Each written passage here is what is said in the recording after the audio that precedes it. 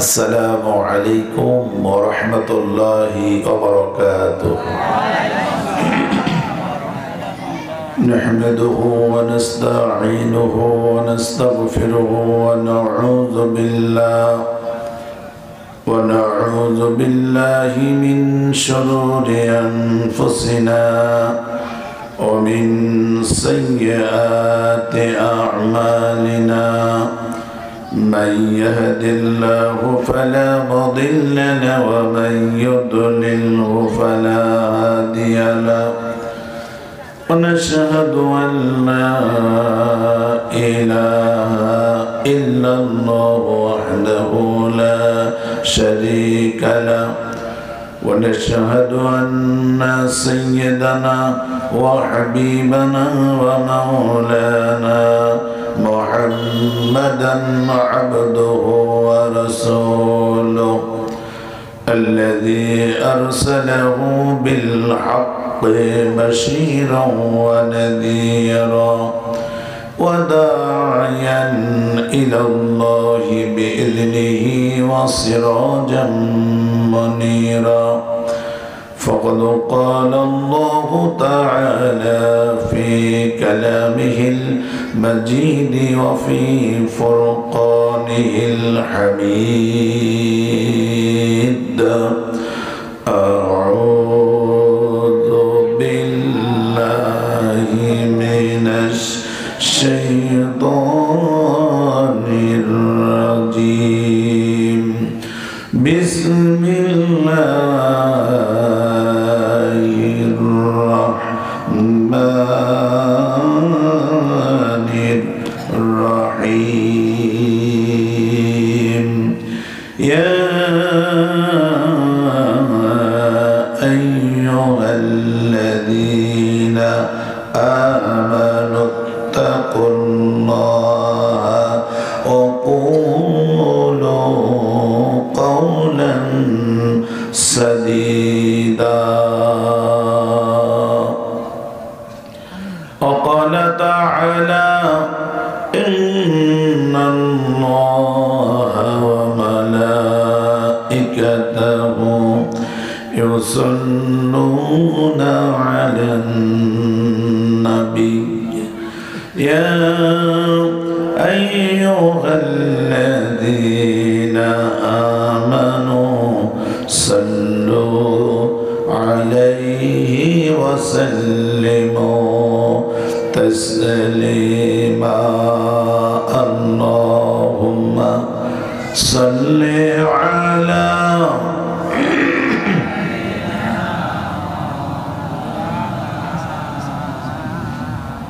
وعلى آل سيدنا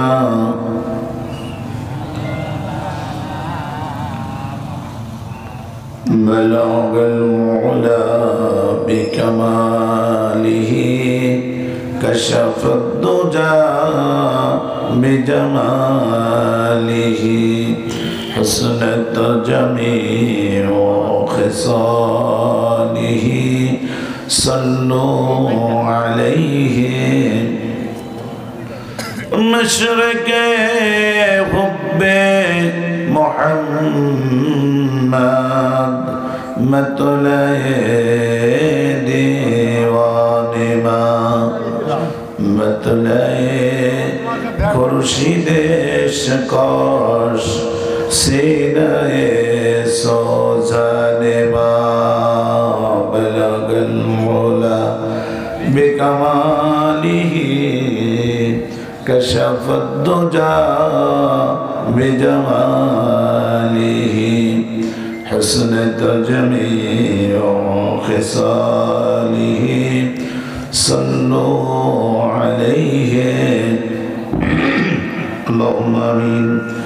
ربنا ظلمنا أنفسنا وإن لم تغفر لنا وترحمنا لنكونن من الخاسرين.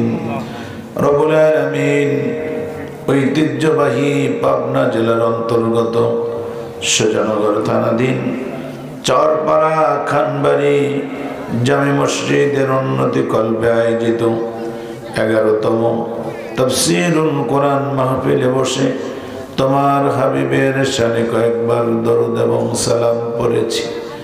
মেহেরবানি করে আমাদের দরুদ এবং সালাম টুকুন সোনার মদিনায় রসুলে পাকের রওজা মুবারকে পৌঁছায় দাও। तमाम পৃথিবীর মাটির নিচে যত মুমিন মুমিনাত শুয়ে আছেন আল্লাহ মেহেরবানি করে সকলের আরওয়ার উপরে হাদিয়া পৌঁছে দাও। রব্বুল আলামিন এই মাহফিলের আয়োজন যারা করেছেন আর শোনার জন্য যারা এসেছেন, কাল কঠিন কিয়ামতের মুসিবতের সময় এই মাহফিল আমাদের সকলের জন্য নাজাতের ওসিলা বানায় দিও আল্লাহ। या रब करम तो अगर करे ओ बात दे सुबह को जो दिल पर असर करे तकब्बल मिन्ना इन्नका अंतस समीउल अलीम व तुब अलैना इन्नका अंतत तव्वाबुर रहीम। سبحان ربك رب العزة عما يصفون وسلام على المرسلين والحمد لله رب العالمين। معزز محترم ঐতিহ্যবাহী চরপাড়া খানবাড়ি জামে মসজিদের উন্নতি কল্পে আয়োজিত 11তম তাফসীরুল কোরআন মাহফিলের পরম শ্রদ্ধেয় সভাপতি, আজকের এই মাহফিলে যিনি সভাপতিত্ব করছেন অত্র জামে মসজিদের সম্মানিত সভাপতি, বিশিষ্ট সমাজসেবক, আমাদের অত্যন্ত শ্রদ্ধাভাজন ব্যক্তিত্ব জনাব মোহাম্মদ ওবায়দুল্লাহ বাবুল সাহেব। আমরা দোয়া করি, আমাদের সভাপতি সাহেব শারীরিকভাবে অনেকটা অসুস্থ আছে। আপনারা এলাকার মানুষ হিসেবে সবাই জানেন উনি বেশ অসুস্থ অবস্থায় আজকের মাহফিলের সভাপতি হিসেবে আসন গ্রহণ করেছেন। আমাদের এই পৃথিবীর সকল ডক্টরের একজন ডক্টর আছে, সকল বিজ্ঞানীর একজন বিজ্ঞানী আছে, সকল শিক্ষকের একজন শিক্ষক আছে, সকল কিছুর একজন মালিক আছে। একটু কি জবান ছেড়ে বলা যাবে তিনি কে? সবাই যদি বলি কোনো গুনাহ হবে? সবাই মহব্বতের সাথে বলি তো তিনি কে? তিনি হলেন আল্লাহ, আমাদের ওই ডক্টরের ডক্টর, শ্রেষ্ঠ ডক্টর, আকাশ এবং জমিনের মালিক আল্লাহ রব্বুল ইজ্জাত ওয়াল জালালের দরবারে শুরুতেই বিনয় অবনত মস্তকে ওই মহান মনিবের কাছে আমাদের শ্রদ্ধাভাজন সভাপতির জন্য প্রাণ ভরে দোয়া করি, আল্লাহ তুমি তাকে সুস্থতার পূর্ণ নিয়ামত দান করে দাও। সকলে পড়ে না আমিন। সুস্থভাবে তোমার ঈমান এবং আমল নিয়ে আজীবন যেন আল্লাহ তোমার এই মসজিদ মাদ্রাসা ইসলামের খাদেম হিসাবে বেঁচে থাকতে পারেন, আল্লাহ যেন তৌফিক দান করেন। সকলে পড়ে আমিন। আজকের মাহফিলের সম্মানিত প্রধান অতিথি সুজানগর উপজেলা বিএনপির সাবেক সভাপতি, উনি এসছেন কিন্তু ঢাকা থেকে ডাইরেক্ট মঞ্চে এসছেন, বাসায় যাননি। সুযোগ হলে উনি আসবেন, দোয়া চেয়েছেন আমাদের কাছে। যিনি আজকের এই মাহফিলের সম্মানিত প্রধান অতিথি আলহাজ মোহাম্মদ আজম আলী বিশ্বাস। মাশাআল্লাহ, একদিকে খান আর একদিকে বিশ্বাস। আর কি কোনো সমস্যা আছে? আলহামদুলিল্লাহ পড়েন। আল্লাহ রাব্বুল আলামিন যেন আমাদের বিশ্বাস সাহেবকে, আমাদের প্রধান অতিথিকে হায়াতে তৈয়্যিবা শিফায়ে কুল্লিয়া দান করেন। সকলে বলেন আমিন। সম্মানিত ওলামায়ে কেরাম, বিশেষ করে এতক্ষণ যাবৎ অত্যন্ত গুরুত্বপূর্ণ আলোচনা পেশ করেছেন কুষ্টিয়া থেকে আগত তরুণ আলোচক হযরত মাওলানা শেখ সাইদুল ইসলাম সাইদ সাহেব দামাত বারাকাতুহুমুল আলিয়া আতাল্লাহু উমরাহু। আল্লাহর কাছে দোয়া করি, আল্লাহ তুমি তাকে হায়াতের উপরে বারাকা দিয়ে দাও। আল্লাহ তুমি তাকে এই কণ্ঠকে দেশ এবং দুনিয়ার জন্য কবুল করে নাও, সকলে পড়ি আমিন। সম্মানিত আলোচক বৃন্দ, আলোচনা পেশ করেছেন হাফেজ হযরত মাওলানা মোহাম্মদ জিলাল উদ্দিন সাহেব সহ যারাই এখানে কথা বলেছেন, আল্লাহ যেন সবার কথা কবুল করে নেন। আল্লাহ যেন এই কথাগুলো আমাদের মুক্তির ওসিলা বানিয়ে দেন। এই কথাগুলোর মধ্যে ভুল ত্রুটি থাকলে আল্লাহ যেন মাফ করে দেন। সম্মানিত মুরব্বিয়ানে আযম, যুবক ভাইয়েরা, পর্দার আড়ালে মা এবং বোনেরা, সকলের কাছে আমার হৃদয় নিংড়ানো আন্তরিক অভিনন্দন, প্রাণ ঢালা শুভেচ্ছা এবং আপনাদের কাছে দোয়ার মুহতাজ হয়ে আনুষ্ঠানিকতার মধ্য দিয়ে আপনাদের কাছে দোয়া চাচ্ছি। আসসালামু আলাইকুম ওয়া রাহমাতুল্লাহি ওয়া বারাকাতুহু। কেমন আছেন আপনারা সবাই? সকলেই ভালো আছেন তো? আমাদের ভালো রেখেছেন কে? সব সময় যিনি ভালো রাখেন তিনি কে? আমরা শুকর আদায় করব কার? খুশি হবেন কে? লাভ হবে কার? আমার। মাশাআল্লাহ, একটু গজ বুঝে গেলে আর বেশি দীর্ঘ রাত পর্যন্ত ওয়াজ করার কোনো দরকার নাই। খুবই সিম্পল একটা জিনিস কোরআনের মাহফিলে এনেছেন আল্লাহ, শুকর আদায় করব আল্লাহ, খুশি হবেন তিনি, মাঝখান দিয়ে লাভ হয়ে যাবে আমাদের। একটু জোরে সোরে কন্যা সুবহানাল্লাহ। যে আল্লাহ রব্বুল ইজ্জাত ওয়াল জালাল কিছু সময়ের জন্য আমাদের পারিবারিক, সামাজিক, রাজনৈতিক, রাষ্ট্রীয় সর্ব ধরনের ব্যস্ততাকে পিছনে রেখে জান্নাতের বাগানের জন্য আমাদেরকে শরীক করে দিলেন। আপনি এটা যে জান্নাতের বাগান, পাবনার মানুষকে কি আর নতুন করে বোঝানোর দরকার আছে? আমরা যারা পাবনায় ওয়াজ করতে আসি তারা জানি যে এমন বহু মানুষ, শ্রোতা, সাধারণ শ্রোতা এখানে বসে থাকে যারা আমাদের মতো বহু আলেমের চাইতে অনেক ভালো জানে। তারা আলহামদুলিল্লাহ বলেন। এই জন্য আপনারা এটি খুব কনসেপশন আপনাদের কাছে ক্লিয়ার আছে, এটা জান্নাতের বাগান।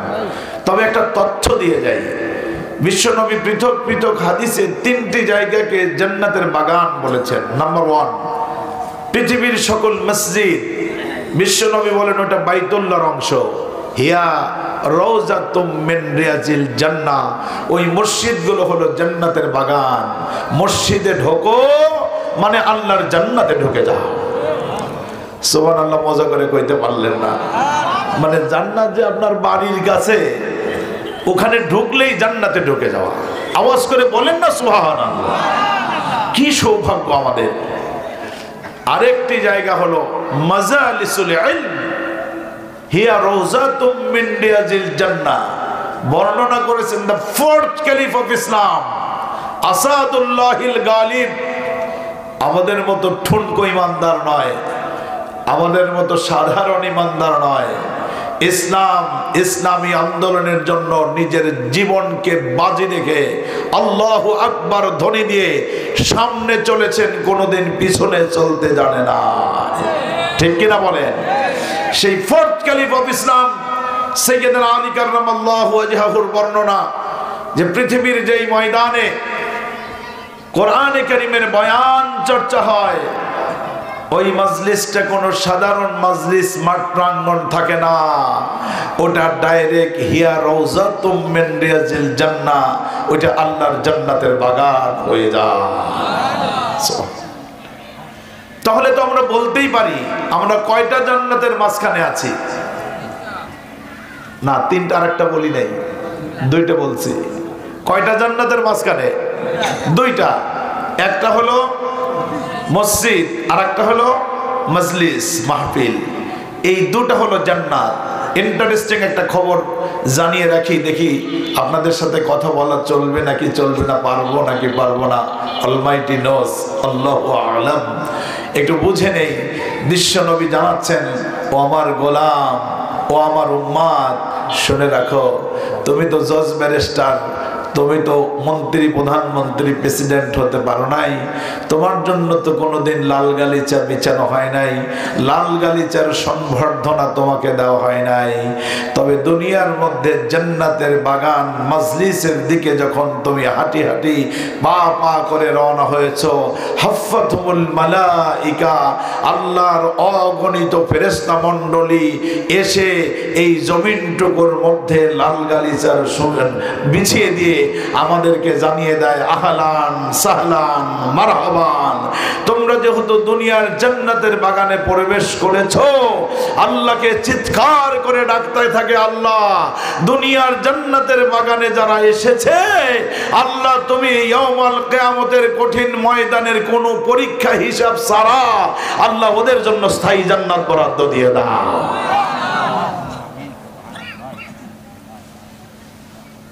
আমরা বুঝতে পারি না মাহফিলটাকে আমরা এমন একটা জায়গায় নিয়ে এসেছি, হাট বাজারে গিয়ে দেখেন যে মেলা দেখে আসলাম রাস্তা থেকে নামার পর, হয়তো মেলায় যারা আছেন আমার আওয়াজ তারা পাচ্ছেন। আমি বলবো যুবকেরা, আমার মুরব্বী বাবাজিরা যারা আছেন, যতক্ষণ সময় নষ্ট করেছেন আর করিয়েন না, কারণ ওই মেলা থেকে ফিরে বাড়িতে যাবেন এই গ্যারান্টি পৃথিবীর কোনো বিজ্ঞানী, কোনো দার্শনিক, কোনো ডাক্তার, কোনো মন্ত্রী, প্রধানমন্ত্রী দিতে পারে নাই। কথা বলেন ঠিক কিনা? যে কোনো মুহূর্তে, যে কোনো অবস্থায় আমার জীবনের শেষ বাঁশিটা বেজে যাবে। ইন্টারন্যাশনাল বাঁশি তো রেফারি বাঁশি ধরে আছে, শুধু অর্ডার হবে, সিগন্যালের অপেক্ষায় আছে। That was the green signal. আল্লাহর পক্ষ থেকে যখন সিগন্যাল আসবে, বাঁশি বেজে উঠবে, আল কারিয়াতু মাল কারিয়াহ ওয়া মা আদরাকা মাল কারিয়াহ।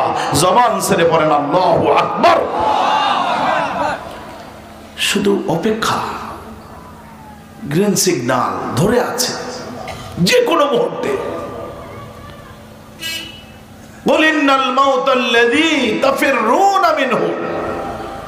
যে মরণ থেকে পালাইয়া নিজের পরিবারকে আপন করে ধরলা, নিজের বউরে চিনলা, বাচ্চারে চিনলা, সংসার চিনলা, মেলা চিনলা, বাজার চিনলা, কিন্তু নিজের যেখানে মুক্তি সেই জায়গা চিনতে পারলা না। ফাইন্নাহু মুলাকিকুম, ওই মরণ তোমার সামনে আসবে, গ্রেফতার করবে। গ্রেফতারি পরোয়ানা যখন জারি হবে, এক কদম সামনে পিছনে আসবার যাবার ক্ষমতা পৃথিবীর কারো নাই। ঠিক কিনা বলেন? তাহলে এমন বাস্তবতা আমাদের সামনে রয়েছে। এই জন্য আমি বলবো, মাইকের আওয়াজ যত দূর পর্যন্ত যাচ্ছে, অল্প সময় নিয়ে আমরা কথা বলবো, যাতে কারো কোনো ধৈর্যচ্যুতি না হয়।